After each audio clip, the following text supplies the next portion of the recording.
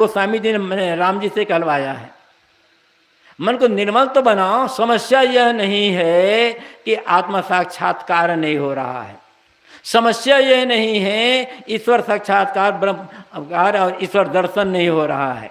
समस्या यह है कि मन की मलिनता दूर नहीं हो रही है। और दूर क्या नहीं हो रही है? मन की मलिनता को, मन गंदगी को दूर करने का हम काम नहीं कर रहे हैं। पूजा करते हैं, भक्ति करते हैं, व्रत करते हैं, तीर्थ यात्रा करते हैं, धर्म के नाम पर तमाम काम करते हैं, किंतु हम अपने मन की गंदगी को मिटाने के लिए हमारी कोई चेष्टा नहीं है। तो कहाँ से आत्म साक्षात्कार होगा भाई? तो मन जब ऐसा निर्मल हो जाएगा तो क्या होगा? जहां जहां डोलूं सो परिक्रमा। यदि आप खेत जा रहे हैं, परिक्रमा कर रहे हैं, दफ्तर जा रहे हैं, दुकान जा रहे हैं, मजदूरी करने जा रहे हैं, तो परिक्रमा कर रहे हैं, मन निर्मल है। तौलिया लेकर के बाथरूम जा रहे हैं तो परिक्रमा कर रहे हैं। ये पूरी दुनिया भगवान का मंदिर। निर्मल मन वाला आदमी कहीं भी जा रहा है, कहीं भी जा रहा है, तो मानो वो भगवान की ही परिक्रमा कर रहा है। और मन गंदा है तब, जिसे आप भगवान का मंदिर कहते हो ना, वहां भी परिक्रमा करोगे कोई फायदा नहीं होगा, कोई फायदा नहीं होगा। केवल अपने को धोखा दोगे कि मैंने मंदिर की परिक्रमा कर ली, भगवान खुश हो जाओ। कोई भगवान खुश नहीं होगा। भगवान तो भाव का भूखा है कहते ना। तुम्हारा भाव कैसा है? क्या अपने भाव को निर्मल बनाते हो? भाव को शुद्ध बनाने का काम करते हो? मंदिर तो गए हो, मंदिर जाना गलत नहीं है। जिसकी भावना जिस मंदिर के लिए, जिसकी भावना, जिसका प्रेम जिस देवता के लिए है, उसको मंदिर जाता है, गलत नहीं करता है। लेकिन मंदिर जाते समय आपकी भावना क्या होती है, मन के विचार क्या होते हैं? थोड़ी सी मैं कठोर बात कह देता हूं। मंदिर जाने वालों में से 90% से ज्यादा लोग भिखारी होते हैं। कोई मुकदमा विजय के लिए जा रहा है, कोई व्यापार में लाभ के लिए जा रहा है, कोई किसी की बीमारी को दूर करने के लिए जा रहा है, कोई नौकरी पाने के लिए जा रहा है, कोई कुछ और। सारे भिखारी तो जा रहे हैं। धार्मिक कहाँ जा रहे हैं? मंदिरों में। धार्मिक कहाँ जा रहे हैं? तीर्थ यात्रा में। आप लोग कभी मंदिर गए होंगे? मैं आपसे ही प्रश्न करता हूं, क्या आप कभी मंदिर में जब गए हैं और जब वहां मूर्ति बैठी हुई जिसे आप भगवान मानते हो, उसके दर्शन जब आपने किया है, तो कभी आपके मन से यह भाव आया, हे प्रभु, आपका दिया हुआ मेरे पास सब कुछ है, मुझे कुछ नहीं चाहिए, केवल इतनी कृपा बनाए रखना कि मेरा मन हमेशा प्रसन्न और शांत रहे। यह भावना आपने व्यक्त की है कभी? की ही नहीं तो शांत कहां से रहोगे? हमेशा तो भीख मांगते रह जाते हो मंदिर जाकर के। छोटे छोटे मंदिर आपके दरवाजे पर आते हैं। अब बड़े और बड़े जो भिखारी होते हैं कहाँ जाते हैं? कहने की आवश्यकता नहीं है। मंदिर को भी भीख मांगने का अड्डा बना लिया गया है। कहते हैं हम भगवान दर्शन करने जा रहे हैं। कहाँ दर्शन करने जा रहे हो? भीख मांगने जा रहे हो। तो भिखारी को कभी पूरा नहीं पड़ता है। भिखारी चाहे जो मिल जाए, असंतुष्ट ही रहता है भिखारी। जहां जहां डोलूं सो परिक्रमा। साहब कहते हैं मैं जहां जहां घूमता हूं भगवान की परिक्रमा कर रहा हूं। जो कुछ करूं तो पूजा, मैं जो कुछ भी करता हूं पूजा कर रहा हूं। खेत जोत रहे हो, पूजा हो। यदि मन निर्मल है तो पूजा हो रही है। घास की निदाई कर रहे हो, पूजा हो रही है। धान काट रहे हो, पूजा हो रही है। मजदूरी का काम कर, सड़क खोद रहे हो, गड्ढा खोद रहे हो, पूजा हो रही है। दुकान में बैठे हो, पूजा हो रही है। दफ्तर में बैठे हो, पूजा हो रही है। झाड़ू लगा रहे हो, पूजा हो रही है। बर्तन मांज रहे हो, पूजा हो रही है। कपड़े धो रहे हो, पूजा हो रही है। भोजन बना रहे हो, पूजा हो रही है।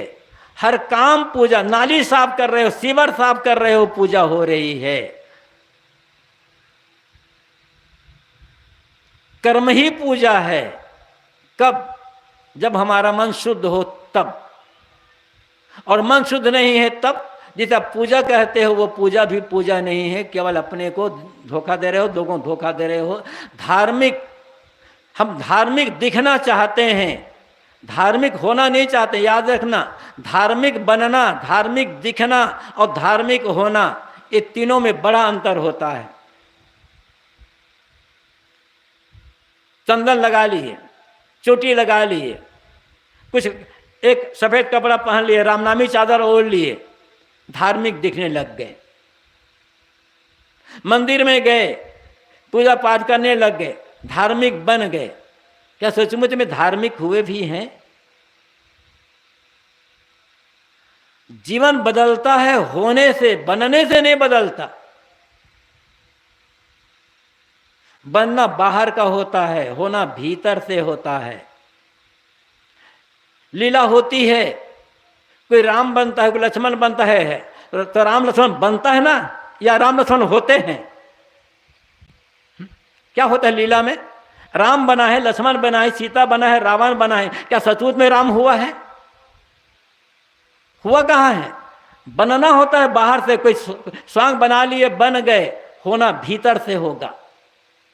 राम जैसा स्वांग मत बनाओ, अपने माता पिता की आज्ञा मानो, सेवा करो, परस्पर भाई में प्रेम रखो, मिल बांट कर करो, राम हो जाओगे।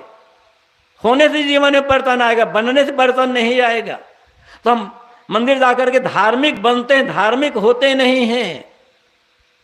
2-2 घंटा, कोई आधा घंटा, कोई 1 घंटा, कोई 2 घंटा मंदिर में पूजा किए, बड़े विधि विधान के साथ, और गदगद होकर के प्रार्थना किए, आरती वंदना किए, लगता है बड़े बहुत बड़ा धार्मिक हुई। 2 घंटा भगवान की पूजा किए, और दुकान पर गए तो चना में कंकर मिला दे, हो गया आपकी पूजा। दफ्तर में गए तो बिना घूस ले काम नहीं होने वाला है, हो गई आपकी पूजा। ये पूजा करना लोगों को धोखा देने के लिए। भाई इतने बड़े धार्मिक आदमी भाई घूस नहीं लेंगे, अब बिना घूस ले काम नहीं ले रहे हैं। ये समझो, जिस मंदिर में आप पूजा किए हो वो भगवान वहीं वहीं रह जाएगा, बाहर नहीं आएगा।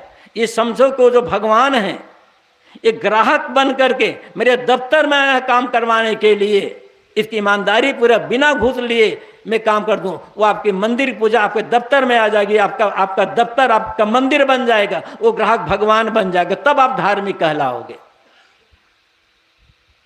आप दुकान करते हैं, व्यापार करते हो, समझ लो जिस भगवान को मैंने पूजा किया है मंदिर में जाकर के, वो भगवान कस्टमर बन करके मेरी दुकान पर आया हुआ है।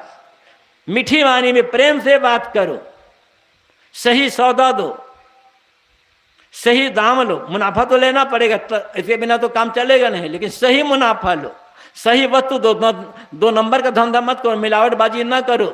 दुकान मंदिर बनेगी, ग्राहक भगवान बनेंगे, और सौदा बेचना पूजा बन जाएगा। तब आप धार्मिक कहलाओगे ना, तब आप धार्मिक होगे भीतर से।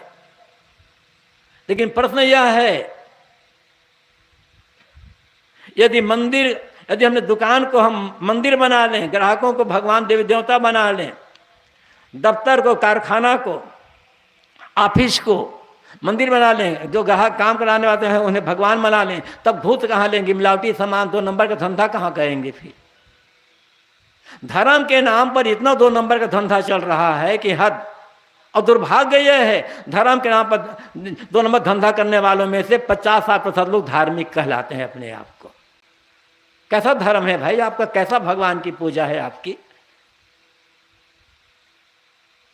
अपने को धोखा दे रहे हो, भगवान को धोखा दे रहे हो, और कहते हैं महाराज शांति नहीं जीवन में। कहाँ से शांति आएगी? साहब कहते हैं जो कुछ करो तो पूजा, हर काम पूजा, हर काम पूजा।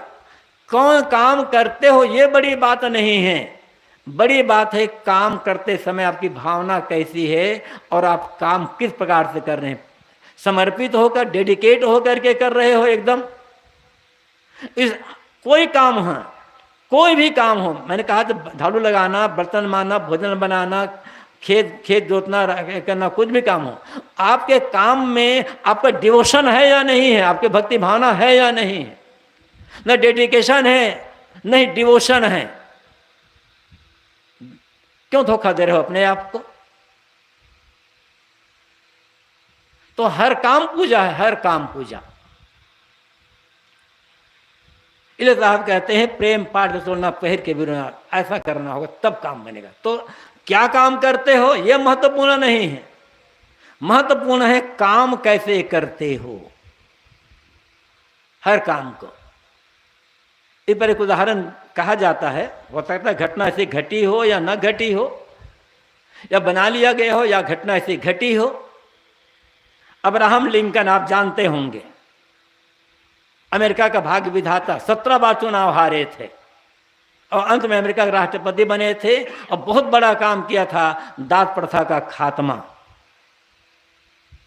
इसी बात को लेकर उनकी हत्या कर दी गई थी। जब अब्राहम लिंकन वहां के राष्ट्रपति थे, संसद भवन में बहस चल रही थी, तो अमेरिका के संसद भवन में अब्राहम लिंकन को टोकते हुए उनके विरोधी पक्ष के सांसद ने कहा, लिंकन आप तुम बड़ी बड़ी बातें कर रहे हो, राष्ट्रपति बन गए हो, लेकिन भूल गए वो दिन जब तुम्हारा पिता जूता बनाने का काम करते थे। एक राष्ट्रपति को भरी संसद में ऐसा कहना कितना बड़ा अपमान है। और आज ऐसा कहेगा तो क्या होगा, वही बंदूक चल जाएगी। जिन्हें आप लोग अपना प्रतिनिधि चुन करके भेजते हो संसद में, क्या करते हैं, जितना आप लोग नहीं लड़ते ना उससे ज्यादा लड़ाई करते हैं वो लोग। इतना हो हल्ला कि कोई कामे काज नहीं होता, और किसी एक पक्ष की बात नहीं है ये। तो अब्राहम लिंकन से सांसद ने कहा कि विरोधी पक्ष सांसद, अब्राहम लिंकन तुम आज बड़ी बड़ी बात करते हो, लेकिन हम जानते हैं तुम्हारा पिता जूता बनाने का काम करते थे। बात सुनकर लिंकन शांत रह गए और बड़ी विनम्रता से कहे, आप सच कहते हैं कि मेरे पिता जूता बनाने का काम करते हैं, लेकिन आपको मानना पड़ेगा कि मेरे पिता बहुत बढ़िया जूता बनाते थे। ये है बड़ी बात। जूता बनाते थे, घटिया जूता तो नहीं बनाते थे। जूता घटिया बनाते तब तो भी नहीं थी, जूता बढ़िया बना रहे हैं। तो यदि जूता पहनने वाला छोटा नहीं है तो जूता बनाने वाला छोटा कैसे हुआ।